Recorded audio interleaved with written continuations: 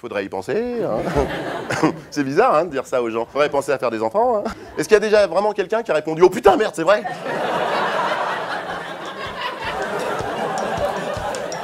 J'ai complètement oublié de faire des enfants. J'étais là, je faisais ma life. J'ai zappé.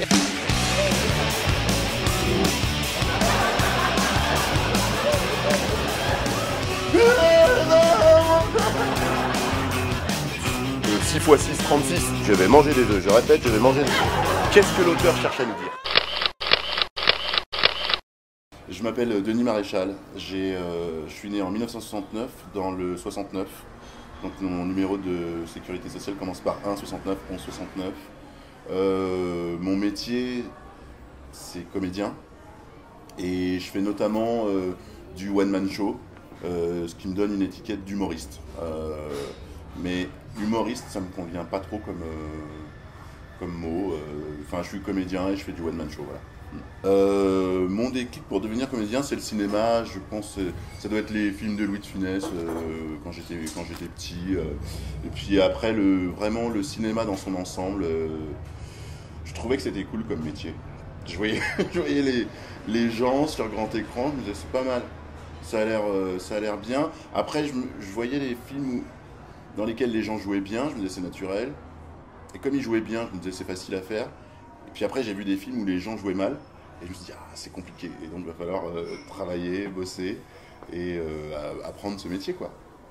Bertrand Fournel, dans un cours chez monsieur Philippe Soyer, qui est metteur en scène, j'ai rencontré Bertrand Fournel, qui me faisait rire dans ce cours, et je lui ai proposé d'écrire des sketchs. Pourquoi j'ai commencé en duo et pas tout seul? C'est une excellente question. Ça devait me rassurer, et puis j'avais pas du tout de toute façon prévu de faire ni du café-théâtre ni du one-man show. Donc je sortais des cours Florent, j'arrive dans ce cours et je me rends compte qu'il est plus axé café-théâtre, et puis que quand le prof me parle, je comprends ce qu'il me dit. Et puis que de toute façon j'aime bien rigoler, donc ce garçon me fait rire, je me dis tiens, je vais me mettre avec lui. En fait c'est assez naturel, je peux pas expliquer pourquoi, mais il n'y avait pas de plan. Je dirais pas que les coups d'humour c'était un tremplin, enfin ça m'a permis de me montrer un peu en one man show, mais le vrai tremplin c'était une émission qui s'appelait Graines de Star 2-3 ans avant, en duo justement, où là vraiment c'était un radio-crochet à l'ancienne, avec le public qui vote, et puis on tombe contre d'autres artistes. Nous on était tombés contre Jean Dujardin, qui a malheureusement disparu, on ne sait pas ce qu'il fait maintenant. Si, ah oui, je crois qu'il fait des films en noir et blanc, sans son, le pauvre. Et voilà, et on gagnait une semaine au Carré Blanc, c'était un café-théâtre qui a disparu malheureusement.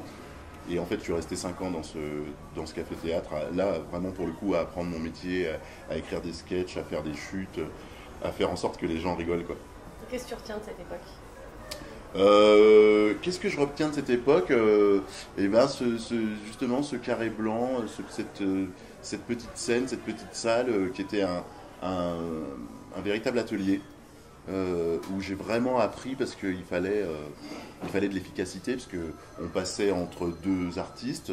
Si celui d'avant avait été extrêmement drôle, quand on arrivait, fallait assurer. On se prenait quelques bites parfois, puis parfois c'était génial, on se disait ça y est, je suis marrant. Demain il va falloir être encore drôle. En fait c'est tous les soirs comme ça, il va falloir, si on est drôle un soir, on est content pendant 20 minutes et après on se dit bon, il va falloir être drôle encore demain. C'est ton ventre? Moi, parfois, je crois que j'ai moyen et j'ai pas moyen. Et parfois, je crois que j'ai pas moyen et j'ai pas moyen, j'avais raison. Les bébés, j'en fréquente pas trop, quoi, je connais pas. Quoique si, je suis allé en voir un l'autre fois à la maternité, là, il venait de naître. C'est rigolo. Et là, ils me disent, tu veux le prendre? Bah non, il est à vous quand même. Ah, faut tenir la tête, d'accord.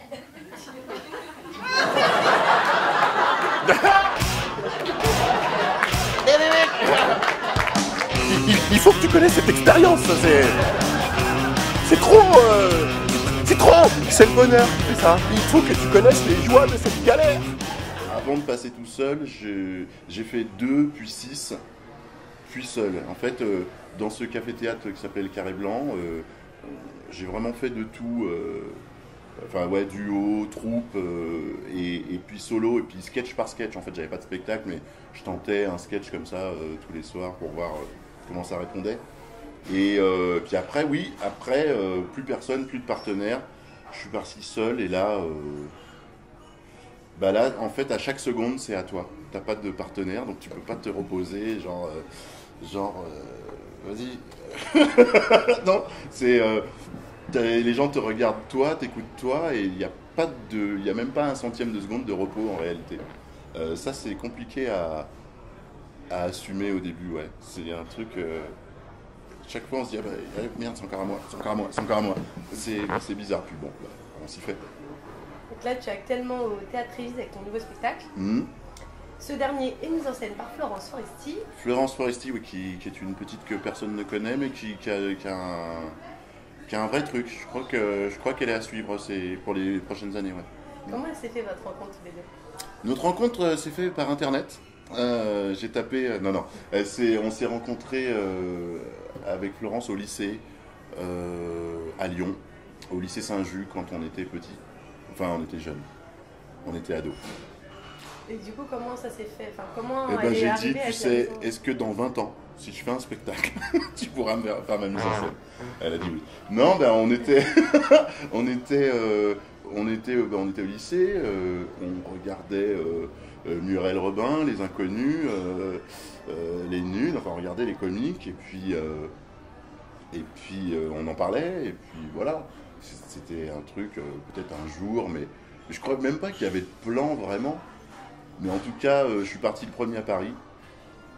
Et puis un jour, elle est venue à Paris. Et puis voilà, avec le succès qu'on connaît. Et puis nous, bah, ça fait longtemps qu'on se connaît. Et quand j'ai commencé à écrire mon nouveau spectacle, elle m'a dit t'as un metteur en scène. Et j'ai dit non, mais j'ai pensé à quelqu'un. Et elle a dit mais qui? Et là, j'ai attendu que mon steak arrive. On était au resto et j'ai dit, moi, à toi. Comme ça, un peu gêné, toi.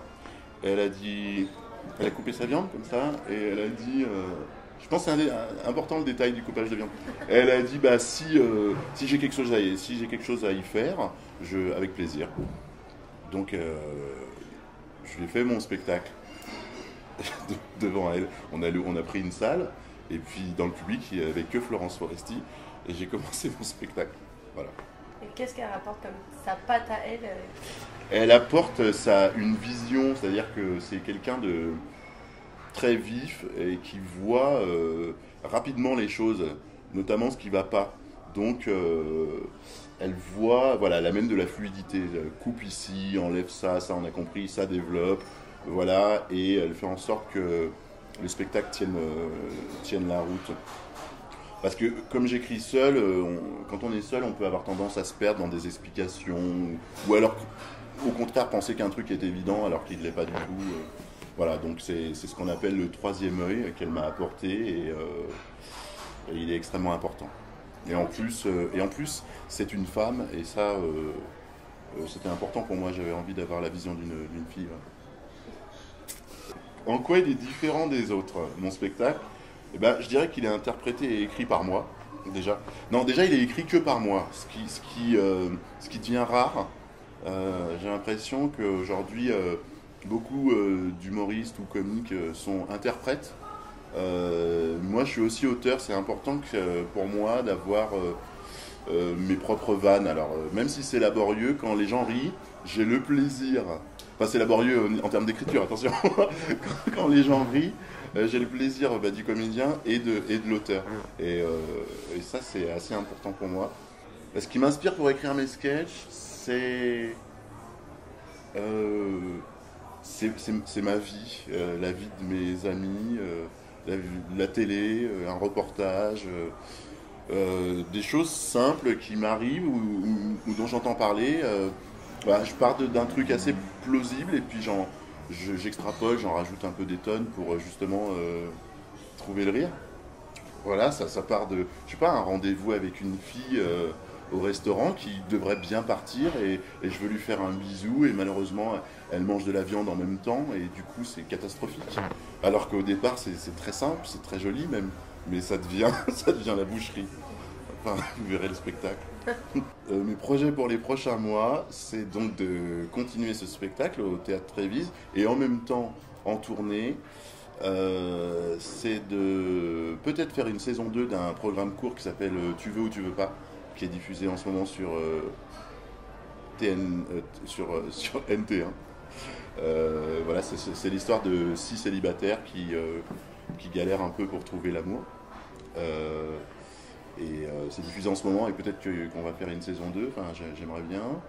Et puis je tourne un film en ce moment, donc ça va durer, je sais pas, en mars-avril, on va continuer à tourner. C'est une comédie romantique. C'est-à-dire que c'est rigolo et c'est mignon. Il y a de l'amour, il y a des illusions, il y a des rabibochages, il y a des enfants, des femmes, des hommes, c'est très mignon. C'est quoi ton rôle dans le film? Mon rôle, c'est un loser, parce que c'est ce que j'aime quand même par-dessus tout. Et c'est un garçon qui, pour pimenter sa vie de couple, décide de proposer à sa femme de divorcer, mais juste comme ça, pour le fun, pour s'engueuler un peu, parce qu'il s'engueule jamais. Donc il se dit, tiens, si on divorçait, ça va faire renaître notre passion, et ça se passe pas du tout comme ça. Elle se barre avec un autre. Donc c'est assez violent en fait. Et lui, c'est un ado attardé, il comprend pas, il est gentil, mais il est un peu innocent, quoi. Il a voulu faire ça pour remettre de l'essence, et en fait, c'est une catastrophe. Bon, les femmes, voilà, elles sont là, bon, elles habitent avec nous sur Terre, hein, bon. Elles veulent pas partir, bon.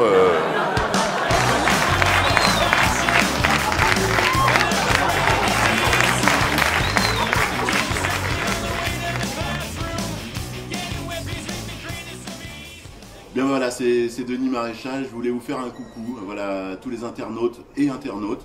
J'ai essayé de faire masculin-féminin, ça ne servait à rien. En tout cas, à très bientôt, neoness.fr. Des bisous.